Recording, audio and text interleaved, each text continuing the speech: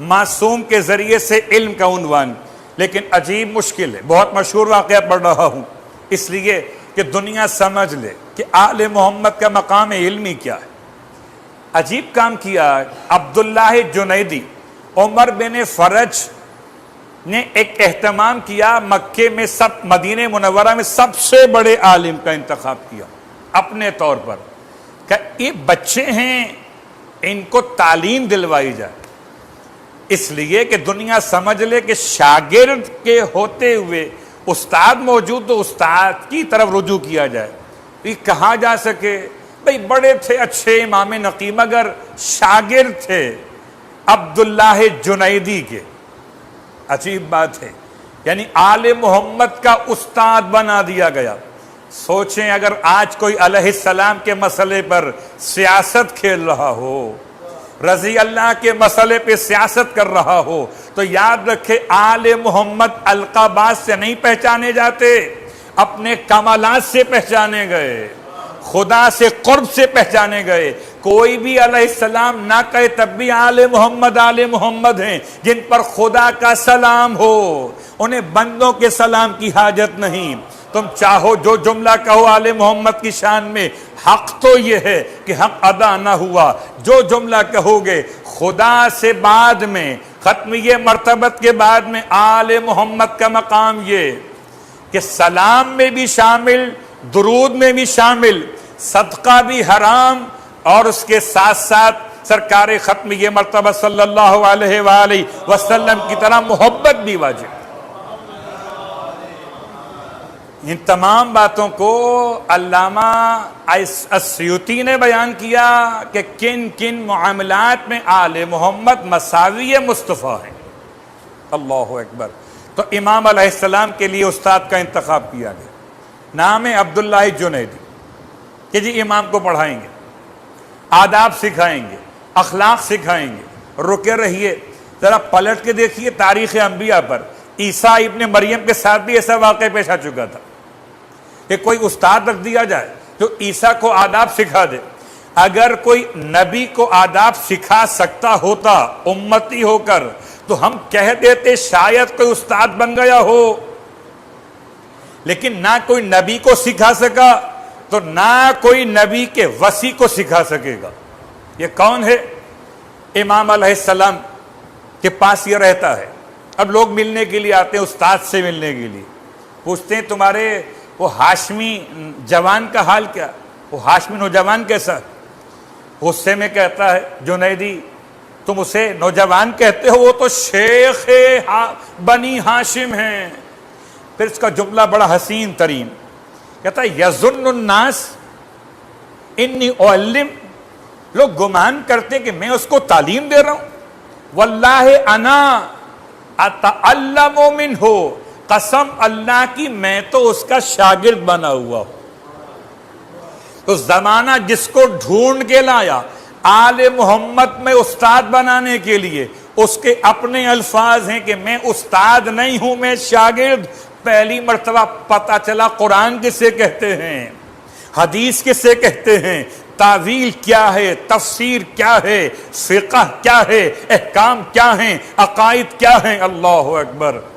تو قریب تو آئے کوئی آل محمد کے مکتب میں، اور جب یہ حربہ ناکام ہو گیا تو عجیب بات، جس کو رکھا تھا بدنام کرنے کے لیے وہی نیک نامی کا باعث بن گیا. تو اب امام علیہ السلام کو موقع ملا، امام نے وہ یونیورسٹی دوبارہ اوپن کر دی جو امام جعفر صادق علیہ السلام کے دور میں. اللہم صلی اللہ. مدینہ منورہ میں چاروں طرف سے لوگ آنے لگے. پھر وہی انداز شروع ہوا علوم آل محمد کی درسگاہ کا. میرے 10ویں امام کا دور مقدس مدینہ منورہ، اور مدینہ منورہ ہو یا سامرہ، ان دونوں مقامات پر امام کی روش کا. اور روش اس لیے خاص بیان کر رہا ہوں کہ دو حوالے. ایک مسئلہ کہ جب متوکل کے دربار میں سوال کیا گیا، اس سوال کا جواب بھی، سوال دو انداز سے کیے گئے. متوکل بدترین ایسا بدترین جس کو امام فرماتے ہیں عاشرہم اکفرہم، ان کا 10واں سب سے بڑا کافر ہوگا۔ عجیب بات ہے، اگر بنو عباس کا 10واں سب سے بڑا کافر، تو سب سے بڑے کافر کے لیے خدا نے انتخاب کیا سب سے بڑی شخصیت کا، جو ہادی بھی اور نقی بھی۔ نقی اسے کہتے ہیں جس کا باطن خوبصورت ہو، جس کا باطن بڑا عمدہ ہو۔ میرا امام متوکل کے دربار، متوکل نے ایک عیسائی کو اپنا کاتب بنایا، اور کاتب بناتے ہوئے عیسائی کو ایک کنیت دے دی ہے ابو نوح کے نام سے، اور کنیت دیے جانے کا ایک عنوان ہوتا تھا کہ احترام مسلمانوں کا، مومنوں کا، ان کی کنیت ہوتی تھی، عیسائیوں کی کنیت نہیں ہوتی تھی۔ لوگوں نے اعتراض کیا متوکل سے کہ تو نے عجیب کام کیا، ایک عیسائی کو کنیت دے دی ہے۔ متوکل کو اپنے اس مسئلے پر کوئی جواب نہیں مل سکا۔ آدھے علماء کہتے تھے دے سکتے ہو، کوئی حرج نہیں ہے، آدھے کہتے تھے نہیں دے سکتے ہو، اس کا یہ مقام نہیں ہے۔ اور جب نہ سمجھ سکا متوکل بھی، تو آیا در آل محمد پہ سر جھکائے ہوئے۔ آپ بتائیے، اللہم صلی اللہ علیہ وسلم۔ امام علیہ السلام نے صرف ایک آیت تلاوت کی قرآن مجید میں سے، بسم اللہ الرحمن الرحیم، تبت یدا ابی لہب و تب۔ ارشاد فرمایا اگر خدا کسی کافر کو لقب دے سکتا ہے تو کسی عیسائی کو لقب دینے میں کنیت کے طور پہ کوئی حرج نہیں ہے۔ خدا نے سورہ لہب میں ابو لہب کہہ کر کنیت سے مخاطب کیا۔ اگر کسی کافر کو کنیت دی جا سکتی ہے تو پھر ابو نوح کہہ کر کسی عیسائی کو پکارنا عیب نہیں ہے۔ متوکل کا دوسرا مسئلہ، کہتے بیمار پڑ گیا۔ بیمار کیا پڑا کہ ایک جسم پر اتنا بڑا تھوڑا یا بڑا زخم سا ہو گیا، علاج کرا رہا ہے، صدقہ نکالنا ہے، اور صدقہ نکالنے کے لیے جب شفا کی منت مانی ماں نے، متوکل کی ماں نے، کہ میرا بیٹا شفا یاب ہو گیا تو مال کثیر راہ خدا میں صدقہ کروں گی۔ اللہ اکبر۔ عجیب ہے، مسلمان اسلامی حکومت کا سربراہ ہونے کے بعد بھی لفظ کثیر سمجھ نہ سکا۔ علماء سے پوچھا، بس جس عالم کی جتنی وسعت مالی تھی اتنا جواب دیا، ہزاروں میں کہ لاکھوں میں کہ سینکڑوں میں۔ اور جب امام علیہ السلام سے پوچھا گیا تو امام نے جواب میں ارشاد فرمایا کہ تم صرف اور صرف 83 درہم راہ خدا میں صدقہ کرو، منت پہ عمل ہو جائے گا۔ 83 درہم صدقہ کرو۔ بات سمجھ میں نہیں آئی، یہ تو 100 بھی نہیں ہوئے، کہاں ہزار اور کہاں لاکھ؟ دلیل کیا ہے؟ امام نے ارشاد فرمایا، دلیل سورہ توبہ کی آیت نمبر 30، وَلَقَدْ نَصَرَكُمُ اللَّهُ، اور اللہ نے تمہاری مدد کی فی مواطن کثیرہ، کثیر مقامات پر۔ امام فرماتے ہیں ہم آل محمد کے نزدیک جن مقامات پر خدا نے اپنے حبیب کی اور لشکر اسلام کی مدد کی وہ 83 مقامات ہیں۔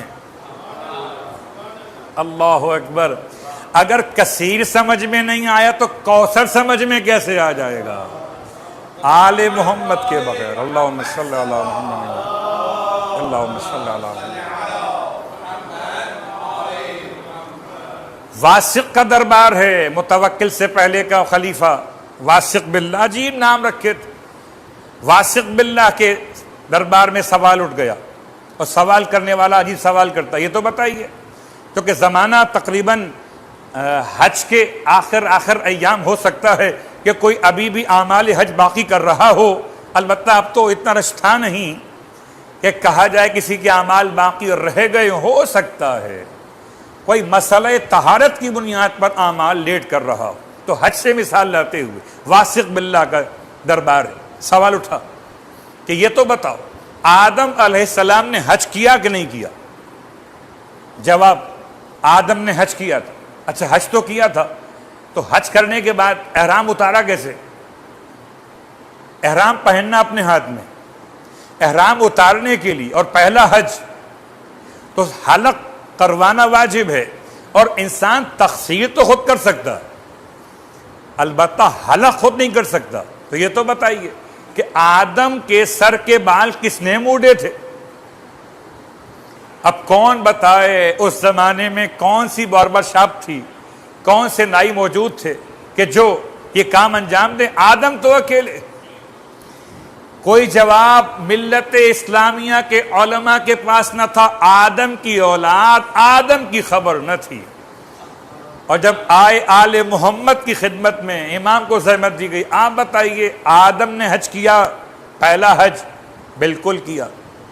ویسے آدم علیہ السلام نے 700 حج کیے اور 300 عمرے کیے. تو پہلا حج تو واجب، تو بال کٹوانا واجب. بال کاٹے کس نے؟ آپ تو اکیلے تھے. اب میں سوچتا ہوں کون بتائے، یا تو وہ بتائے جس نے بال کاٹے ہوں، یا وہ بتائے جس نے بال کٹتے ہوئے دیکھا ہو. اللہ اکبر. فرماتے ہیں مولا سنو، پروردگار نے جبرائیل کو حکم دیا کہ جنت سے یاقوت سرخ لے کر جاؤ اور لے جا کر اسے آدم کے سر پر پھیرنا شروع کرو.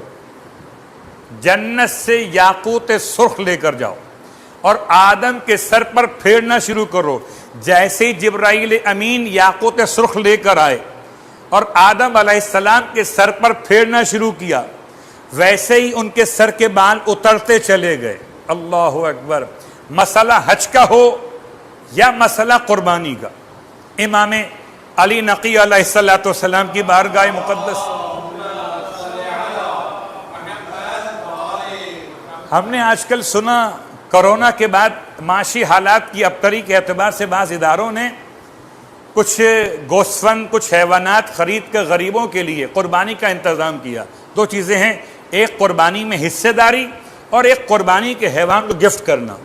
قربانی کے حیوان کو گفٹ کرنا 10ویں امام کی سنت ہے. امام علیہ السلام مدینہ منورہ میں تھے. ذی الحج کی 8 تاریخ آ گئی، روانہ کیا، جاؤ خرید کے لاؤ. گوسفند منگوائے گئے. آپ نے اپنے استبل میں، بڑی جگہ تھی وہاں ان کو رکھا، اور عرفے کے دن ذی الحج کی 9 تاریخ کو جو غریب خاندان تھے ان کو بلاتے گئے اور ایک ایک گوسفند قربانی کے لیے کہ لے جاؤ کل اپنی طرف سے قربان کرنا. اللہ اکبر. یہ سنت امام نقی ہے. اگر انسان سمجھے تو آج کا ہر عمل عمل خیر. اور شاید اسی لیے امام نقی علیہ السلام کی ایک حدیث آپ کی خدمت میں بیان کرتے ہوئے اپنی بات کو سمیٹ لوں. ارشاد فرماتے ہیں خیر من الخیر فاعلہ. ایک ہے خیر اور ایک ہے فاعل خیر، نیکی اور نیکی کو انجام دینے والا. قربانی بہت بڑی نیکی ہے، نماز شب بہت بڑی نیکی ہے، تلاوت قرآن بہت بڑی نیکی. اور امام فرماتے ہیں خیر من الخیر، اس نیکیوں سے بھی بہتر، نماز شب سے بہتر، تلاوت قرآن سے بہتر، اعمال حج سے بہتر، قربانی کے مستحبات سے بہتر کون؟ فاعلہ، جو اس کو انجام دے. اللہ اکبر. نماز شب کا مقام بعد میں، نماز شب پڑھنے والے کا مقام بلند تر. قربانی کا مقام بعد میں، قربانی کرنے والے کا مقام بلند تر. تو انسان یہی سوچ کر اگر اعمال کو انجام دے کہ نیکی تو اپنے مقام پر بہت بڑی ہے، مگر میں اس سے بڑا ہو جاؤں گا جب اس نیکی کو انجام دے لوں گا. خدا مجھے بھی اور آپ کو بھی نیکیوں کی انجام دہی کی توفیق عطا فرمائے. پروردگار امام ہادی کا واسطہ مشکل معاملات میں رہنمائی عطا فرما. پروردگار عقائد کا مسئلہ، پروردگار غلو سے اور تقصیر سے، تمام تر خرابی عقائد سے محفوظ فرما. بار اللہ واسطہ محمد و آل محمد کا، جیسے ہم 10ویں امام نے غالیوں کا مقابلہ کیا، پروردگار ایسے ہمیں اپنے تشیع کی حفاظت کی توفیق عطا فرما. بار اللہ واسطہ محمد و آل محمد کا، محفل شاہ خراسان میں محفل، خدا کرے زمانہ وہ آئے جب سامرہ میں ہو محفل امام نقی علیہ السلام. ہم سب کو زیارات اور حج اور عمرہ کی توفیق عطا فرما. امام زمانہ علیہ السلام کے ظہور میں تعجیل فرما، اور ہم سب کو امام علیہ السلام کے ادنا ترین خدمت گزاروں میں شامل فرما. ربنا تقبل منا انك انت السميع العليم بجاه محمد وآله المعصومين.